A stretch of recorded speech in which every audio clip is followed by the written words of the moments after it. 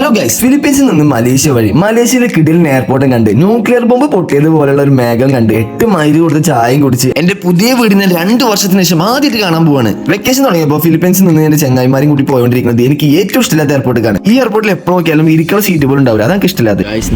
മയൂകയുടെ birthday ആണ്. മയൂകിനെ happy ആക്കാൻ വേണ്ടിട്ട് തന്നെ നമ്മൾ ഓൾക്ക് വേണ്ടിട്ട് വീഡിയോ ഒക്കെ ഉണ്ടാക്കി കൊടുത്ത്.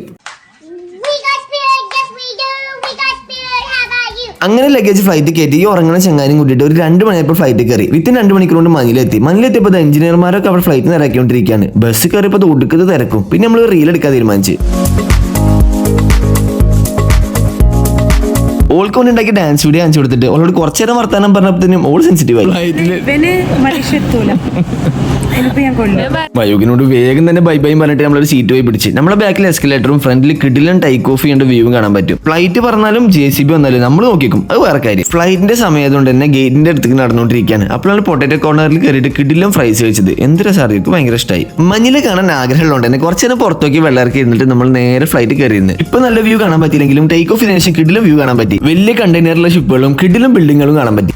കുറച്ചിരം കഴിഞ്ഞപ്പോൾ തന്നെ ഫുഡ് വന്ന് ഫ്രീ അല്ല, പർച്ചേസ് ഇതാണ്. മണം കൊള്ളാം, പക്ഷെ ടേസ്റ്റ് കൊള്ളൂല. അങ്ങനെ ഒന്ന് ഉറങ്ങി എണീച്ചപ്പോഴേക്കും നല്ല കിടിലൻ വ്യൂ. ഹിരോഷിമ നാഗസാക്കിയിൽ ബോംബ് ഇട്ട പോലത്തെ വ്യൂ. എന്ത് രസം അറിയോ. പിന്നെ ഇത് മലേഷ്യ എത്തി. പച്ചപ്പ് ഹരിതാപുരാണ് എയർപോർട്ടിന്റെ വ്യൂ. അവിടെ തീരെ ഇഷ്ടമായില്ല. പക്ഷെ മലേഷ്യ എയർപോർട്ടിന്റെ ഫസ്റ്റ് ഇംപ്രഷൻ അതൊക്കെ ഭയങ്കര ഇഷ്ടമായി. ഉള്ളിൽ കയറിയപ്പോൾ മനസ്സിലായത് വലിയ എയർപോർട്ടാണ്, കുറെ നടക്കാണ്ടെന്ന്. പിന്നെ പൈലറ്റിനോട് സൊറ പറഞ്ഞിട്ട് ഡ്രൈവ് ചെയ്യാൻ അങ്ങനെ ഉണ്ടായിരുന്നു ഫ്ലൈറ്റ് എന്നൊക്കെ ചോദിച്ചിട്ട് നമ്മൾ നേരെ നടക്കുമ്പോൾ ഒരു ട്രോളി ആണ്.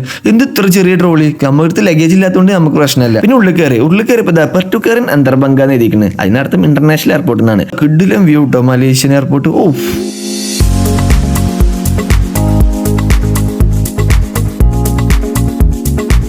4 മണിക്കൂർ ലേ ഓവറിലോണ്ട് തന്നെ ഉന്മേഷത്തിന് വേണ്ടിയിട്ട് ഒരു ചായ കുടിക്കാൻ തീരുമാനിച്ചു. നോക്കുമ്പോൾ 8 മൈൽ. മൈൽ എന്താന്നുള്ളത് ഞാൻ ഫ്ലൈറ്റ് കയറിട്ട് പറഞ്ഞുതരാം.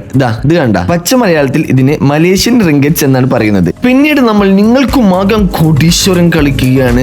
ശ്രവ്യാണ് നമ്മുടെ കണ്ടസ്റ്റന്റ്. 1 മില്യൺ ക്വസ്റ്റ്യൻ ഉത്തരം പറഞ്ഞിരിക്കുന്നു. ശ്രവ്യ, നിങ്ങൾ ഒരു വിന്നറാണ്. നമ്മുടെ ഗെയിം കഴിഞ്ഞപ്പോഴത്തേനും ഫുഡ് എത്തി. പെരി ചിക്കനും ജോളോ ഫ്രൈസും. ഈ സാധനം കൊള്ളൊക്കെ ഇഷ്ടമായി. പിന്നെ നമ്മുടെ കൊച്ചി എത്തി. മക്കളെ ഒരു സമാധാനം ഇട്ടോ സ്വന്തം നാട്ടിലെത്തിയപ്പോ.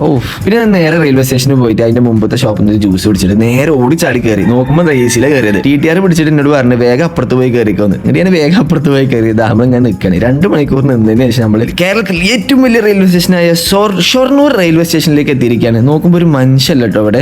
പിന്നെ പോണ വഴിക്കും ആരുമില്ല. ആദ്യമായിട്ട് വീഡിയോ കണ്ടു. എനിക്ക് വേണ്ടി എൻ്റെ അമ്മ ഇവിടെ വെയിറ്റ് ചെയ്യുന്നുണ്ടായിരുന്നു. അസ്സലാമലൈക്കും. അപ്പൊ ഗൈസ്, നമ്മുടെ വീഡിയോ ഇവിടെ അവസാനിക്കുകയാണ്. വീട്ടിലെത്തിയതിനു ശേഷമുള്ള ബാക്കി വ്ളോഗ് കാണാൻ വേണ്ടിയിട്ട് എല്ലാവരും എൻ്റെ വീഡിയോ സബ്സ്ക്രൈബ് ചെയ്യുക. ചങ്ങായിമാർക്കൊക്കെ ഈ വീഡിയോ അയച്ചു കൊടുത്തിട്ട് എന്നെ സപ്പോർട്ട് ചെയ്യുക. അപ്പോൾ ഓക്കെ, ബൈ ബൈ.